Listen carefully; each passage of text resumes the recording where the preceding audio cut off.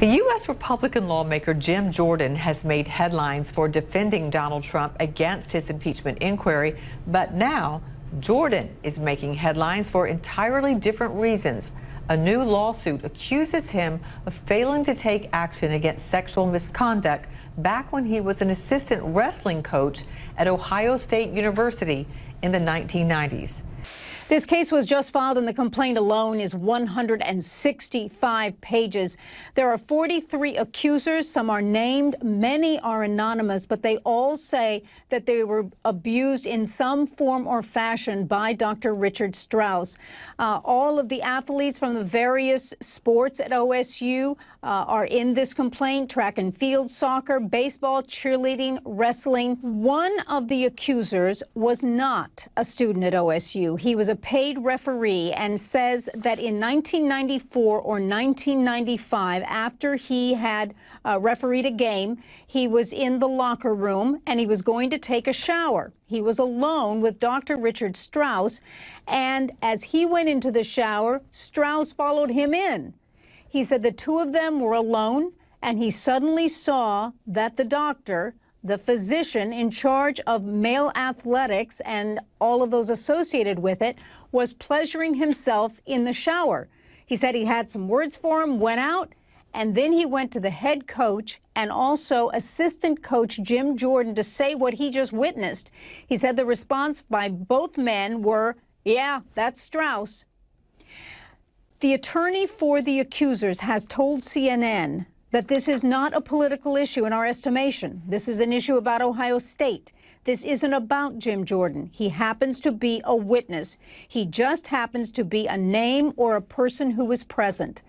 Now, spokesperson for Congressman Jim Jordan says Congressman Jordan never saw or heard of any kind of sexual abuse, and if he had, he would have dealt with it.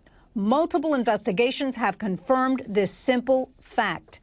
Ohio State University has told CNN that Ohio State has led the effort to investigate and expose the misdeeds of Richard Strauss and the systematic failures to respond, and the university is committed to a fair resolution.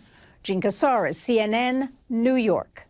So Republicans, you've heard them, they have put, forward a list of other witnesses that they want to testify during this phase. And among them, the names are Joe Biden's son, Hunter, and the whistleblower. In fact, GOP, Senator Lindsey Graham says any impeachment will be invalid if those two do not testify. Listen. I consider any impeachment in the House that doesn't allow us to know who the whistleblower is to be invalid, because without the whistleblower complaint, we wouldn't be talking about any of this.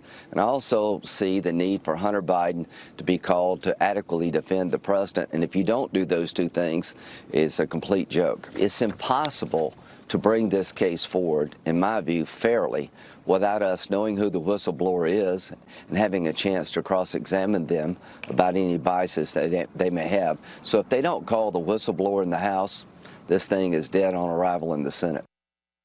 And of course, Adam Schiff has already said, calling Hunter Biden is not likely to happen. This kind of process is not going to be used as a vehicle, to underscore any kind of, political aspiration. So what do you think here, to what Lindsey Graham is saying and other Republicans who are saying, this can't be a valid process if you don't now, redirect some questions to a Hunter Biden?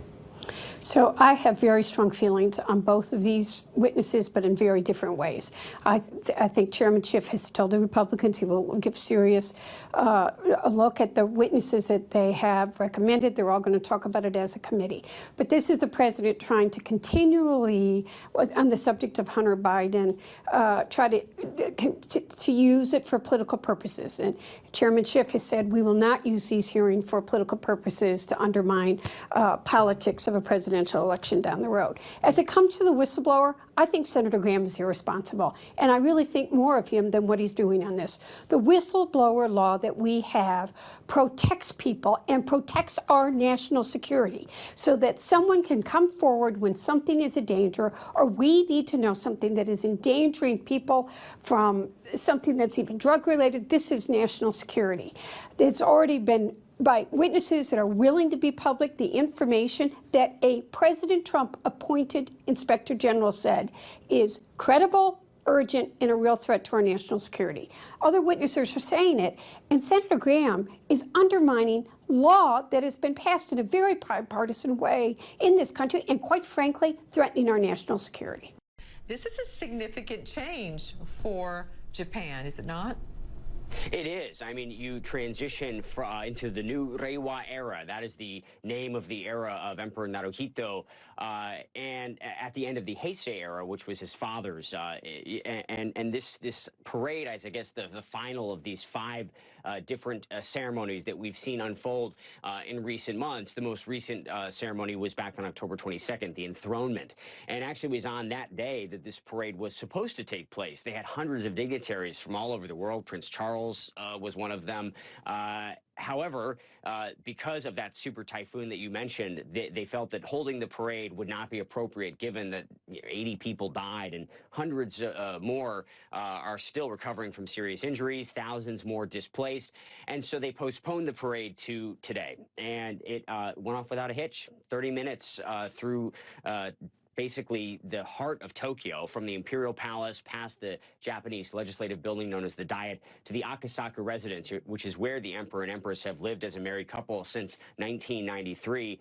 100,000 people were estimated to line the parade route, and this is their chance to welcome the new imperial couple, because a lot of these other ceremonies were held inside the palace, behind the walls and behind the gates, viewable really only on television for most Japanese. So for people in Tokyo who wanted to see the imperial couple up close, their first major parade since they got married back in 1993. They had 190,000 people watching them back then. Back then, they were driving in a Rolls Royce. This time around, it's an open-top, customized Toyota Century Royale, which has actually been specially equipped to give the back seat a couple extra inches so that the Emperor and Empress can be seen by those huge crowds. It says a lot about Japan's safety, Natalie, that they feel comfortable having the Emperor and the Empress in an open-top vehicle like that. But keep in mind, they had 26,000 police officers lining the route. That's essentially 1 officer for every 4 spectators.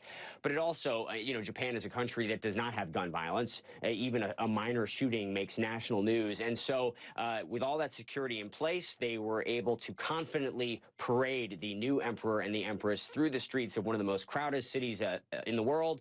And in true Japanese fashion, it went off pretty much according to plan, down to the minute. It was supposed to last about 30 minutes, and that's exactly what happened. They got that part down, don't they? Yes. All right, Yes. A new life for the imperial couple. Always a pleasure, Will. Thank you.